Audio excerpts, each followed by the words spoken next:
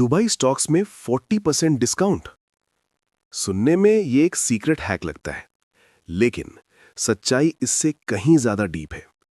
क्या सच में आपको मार्केट में इतना बड़ा डिस्काउंट मिल सकता है, या फिर ये सिर्फ एक इल्यूजन है? सच्चाई ये है, इन्वेस्टिंग में डिस्काउंट का मतलब सस्ता प्राइस नहीं होता। डिस्काउंट मतलब है रियल वैल्यू और मार्केट प्राइस के बीच का फर्क। अगर किसी एसेट की वैल्यू 100 रुपीज है और वो 60 में मिल रहा है, तभी वो 40% डिस्काउंट है। इसे कहते हैं मार्जिन ऑफ सेफ्टी। सस्ता दिखना और सस्ता होना दो अलग चीजें हैं। अब सवाल, दुबई मार्केट में ऐसा क्यों दिखता है? दुबई के एक्सचेंजेस जैसे Dubai financial market, Nasdaq Dubai, यहां कई स्टॉक्स अंडर वैल्यूड लगते हैं। लेकिन क्यों? क्योंकि यहां लिक्विडिटी कम है, ग्लोबल पार्टिसिपेशन कम है और परसेप्शन ऑयल इकोनॉमी का है। इसलिए अच्छी कंपनीज भी कभी कभी सस्ती दिखती हैं। लेकिन इंडियन इन्वेस्टर्स के लिए असली डिस्काउंट कहीं और छुपा होता है, प्राइस में नहीं, करेंसी में। जब आप इन्वेस्ट करते हो, आप सिर्फ स्टॉक नहीं खरीदते, आप करेंसी भी खरीदते हो। दिरहम स्टेबल है, रुपी धीरे धीरे गिरता है। लॉन्ग टर्म में आपको हिडन गेन मिल सकता है। लेकिन हर चीज इतनी सिंपल नहीं है।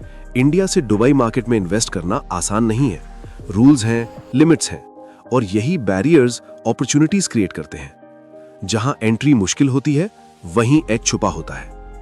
अब बात ETFs की। ETFs आपको इजी एक्सेस देते हैं, डाइवर्सिफिकेशन देते हैं, लेकिन कंट्रोल छीन लेते हैं। कन्वीनियंस मिलता है, लेकिन रिटर्न्स लिमिटेड हो जाते हैं। अब सबसे dangerous trap, behavioural bias. Foreign equals better. Dubai rich है तो स्टॉक्स भी स्ट्रांग होंगे, लेकिन यह हमेशा सच नहीं होता। नैरेटिव वैल्यूएशन नहीं होता। और एक हिडन रिस्क, लिक्विडिटी। बाय करना आसान, लेकिन सेल करना मुश्किल हो सकता है। पेपर प्रॉफिट रियल प्रॉफिट नहीं होता। अब टैक्स की बात। दुबई में टैक्स 0% दिखता है, लेकिन इंडिया में ग्लोबल इनकम टैक्सेबल है। अगर प्लानिंग गलत हुई तो प्रॉफिट वैनिश। तो असली गेम क्या है? रियल इन्वेस्टर्स डिस्काउंट नहीं ढूंढते, वो ढूंढते हैं इंफॉर्मेशन एज, एक्सेस एज और टाइमिंग एडवांटेज।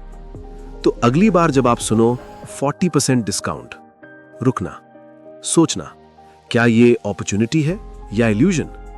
दुबई में इन्वेस्ट करना स्मार्ट हो सकता है, लेकिन बिना समझ के इन्वेस्ट करना सबसे बड़ा रिस्क है। तो फाइनल लाइन, मार्केट में सबसे बड़ा डिस्काउंट प्राइस में नहीं, आपकी समझ में होता है।